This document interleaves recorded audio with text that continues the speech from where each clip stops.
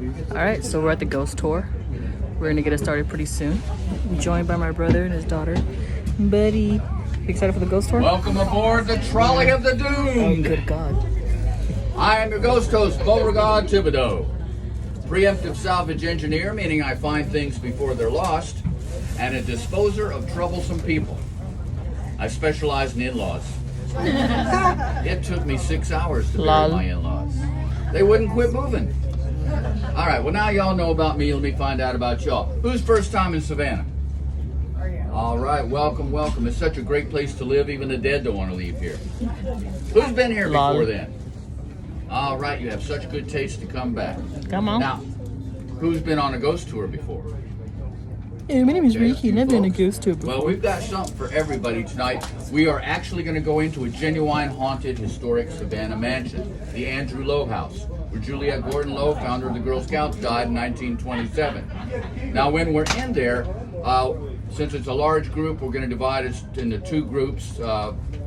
One half starts upstairs, the other starts downstairs. We're one group. Now, even when we're talking, please take pictures. We don't mind. We're not offended, because when we quit talking, we move to a different part. Don't want you to miss your chance to take a picture. Now, when you're in there and taking pictures, always take at least 2 pictures in quick succession, like click, click.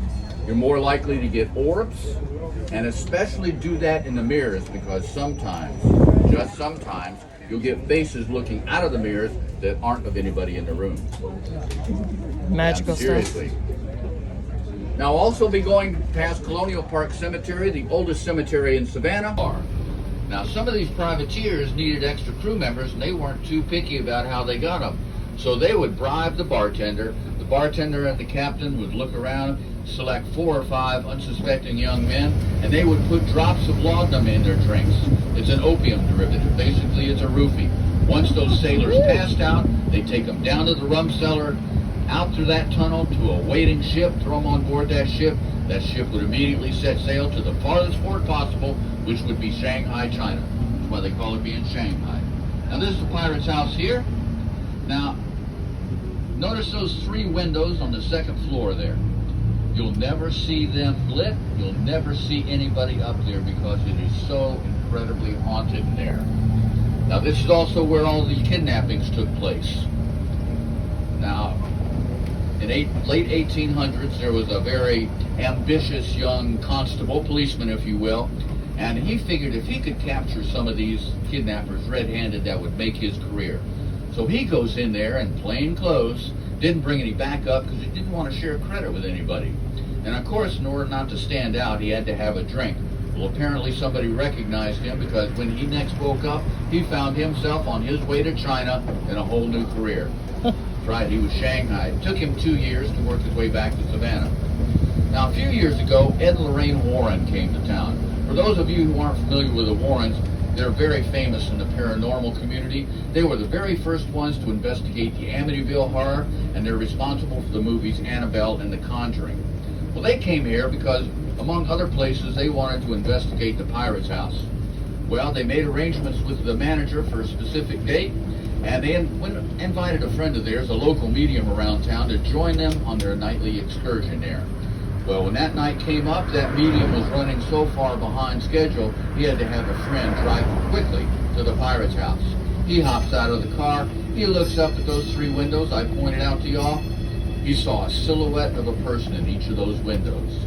Well, he shouts out, "They've started without me." He runs to the front door of the pirate's house, opens it up, and there's Ed and Lorraine Warren, still standing on the ground floor. Apparently, the manager had been running behind schedule and had not yet arrived to open up that upstairs room, which of course begs the question, who was up there looking out at the streets of Savannah? A lot of folks want to know what causes all that paranormal activity. It could have to do with a botched kidnapping. You know, those Shanghaians didn't always work to plan. One in particular we know about, this one sailor was drugged and dragged down to the rum cellar, but before they could get him into that tunnel, a couple of police came snooping around. Now, these sailors didn't want to get caught with this unconscious sailor, but luckily for them, there was a big old hole in the wall just the right size to stuff an unconscious sailor, and that's what they did. Rolled a big old heavy barrel in front of the opening so nobody would see. Then they went back upstairs to continue drinking, figured they'd come back and retrieve him once the police left, but they got so incredibly intoxicated, they forgot about him, left him rot away inside that hole in the wall. Now shortly we're going to be coming up to the 1790 Club, and there's about 10,000 Savannans interred in there. Now the boundary actually used to come to the far side on your right side, but they needed to put the road somewhere, so yes, we're riding on the dead. Now, in amongst the headstones in here, you're going to see these low buildings. Those are called crypts. Now, when this was a working cemetery, there would be steps that would lead down to an underground room under those crypts, and the doors would open, and there would be limestone slabs protruding from the wall. Now, they would lay out all the particular members of a family on those slabs. Now, like a family that decays together, stays together. And in the middle of the room would be a limestone ossuary or a bone box. They would put the oldest inhabitant in there to kind of speed up decomposition, make room for new arrivals. Now, we all know that during the war between the states, General Sherman, thank goodness, did not burn down Savannah. However, Colonial Park Cemetery did bear the brunt of that occupation because Union infantry camped there. And in that cold winter of 1864, some of those soldiers broke into the crypts, threw the bodies out, and camped on those limestone slabs. In the bone box in the middle of the room, they used those as makeshift fire pits. Now shortly we're going to be coming up to our first stop of the evening, the Andrew Lowe House. Now it was designed and built by architect John Norris in 1849, and when Juliet... Huh? So they just dropped us off at this random house. Good God. We're about to go in. Oh, I got my partner, my buddy. We'll see how this goes. You okay? Yeah, it's kind of scary. You're scared or scary? Scared. How you feel about this, Ricky? I'm ready to go home. Ma. We'll see how this goes. Dude, this is a nice house. I don't know. We'll find out. Okay. Oh.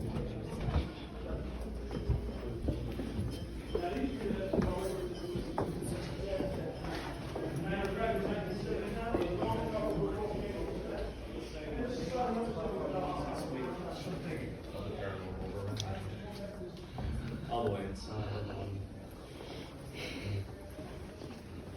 First. Did you miss me? We're gonna... Shoot, where'd he go? Yeah, so we're going to part the human sea, as it were. I'll be Yes. switching spots with Mr. Thibodeau. Here we go. There we go. And now leave you in the more than capable hands of Mr. Beauregard Thibodeau. For those of you who survived, by all means, enjoy. Welcome to the parlor of the Andrew Lowe House. Now, when Andrew came here, he was just a 17-year-old lad. He came here to work in his uncle's cotton business. But it didn't take him too long before he actually took over that business, became a very wealthy man in his own right. But this house really didn't bring a lot of joy to him because, you see, even before it was finished in 1849, his first wife, Sarah Cecil Hunter, she passed away. And then shortly afterwards, their 4-year-old son, he too passed away. Well, 5 years later, he married Mary Cowper Stiles here. Unfortunately, she too passed away after giving birth to their 6th child. So he was pretty heartbroken and distraught over these losses. So he didn't spend a lot of time here, really. He spent most of his time over in England taking care of the cotton business on that side of the pond, so to speak. But when he was gone, as well as the staff, and someone that he trusted implicitly, and the man he trusted above all others was named Thomas A. Millage. Now, even though Tom was born a slave, he was the most trusted friend of Andrew Lowe. Andrew held him in such high esteem that he put in his will, should he die before Tom did, Tom would receive the sum of $300 a year for as long as he should live. Now, in today's monetary equivalent, that would be like getting $8,000 a year. Not a bad chunk of change. Unfortunately, both of them died in 1886. So, fortunately though, Andrew did have the forethought to commission a headstone for Tom before he did die, and it still stands at Laurel Grove Cemetery South. and it reads, "In affectionate memory of Thomas A. Millage, for many years faithful friend of Andrew Lowe of Savanna." Now, not only did Andrew hold him in high esteem, but all of the staff here held him in high esteem. He's a very honored and honorable man. And of all the people that lived in this house, Thomas Millage lived in this house longer than anyone, even after the end of the war between the states.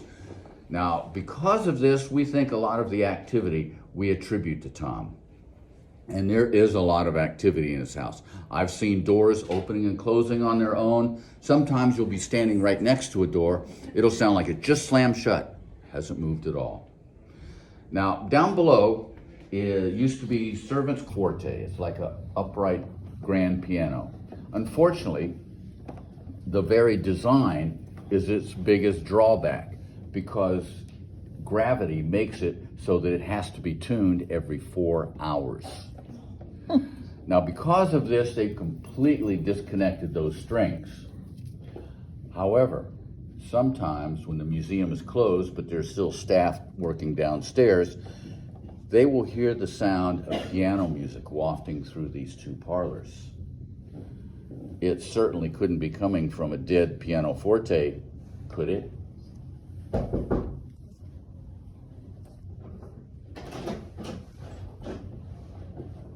Hello.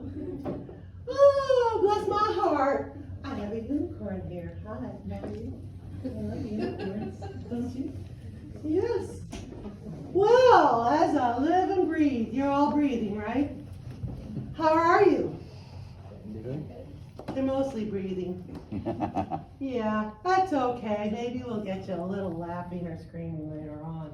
Hello there in the back. How are you? Oh gosh, I'll turn around. Hi. Well, welcome to the Andrew Lowe House. My name is Katie, and my bedroom's an actual bathing room, 1849. Do not make eye contact with the dolls in the nursery. Oh, I could spend the whole night just talking about those dolls. Maybe we'll let's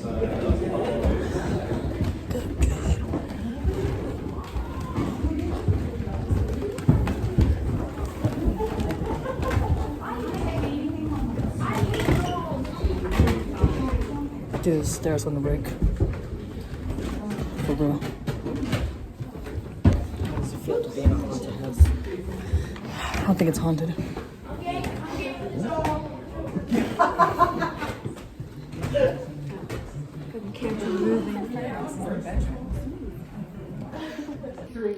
Miss Daisy took her last breath in that room in 1927. We believe it's because of those two deaths that room exudes an aura of sadness.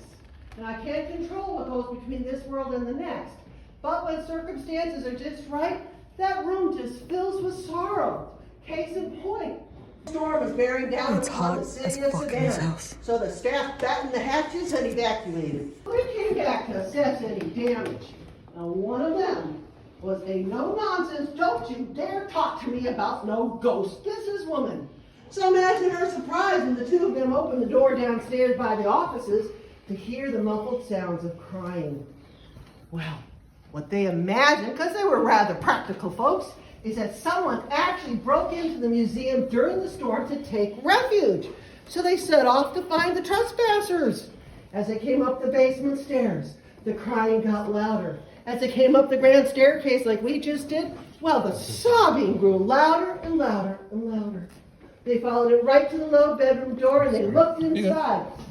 But there was no one there. And yet the sobbing continued. It was so loud and so heartbreaking that those two practical businesswomen were actually overcome with sorrow, and they quickly fled the house. I love a good coincidence. When the staff was getting ready to reopen the museum a few weeks later, one of them happened to look at the calendar. That's when they realized that the day they heard the sobs in the low bedroom, that was, bless her heart, 4 little grandchildren and a sick husband. And it was not to be. Just 2 years after their daughter Mary died in the front room, Colonel William Henry Stiles died of pneumonia in this room in 1860.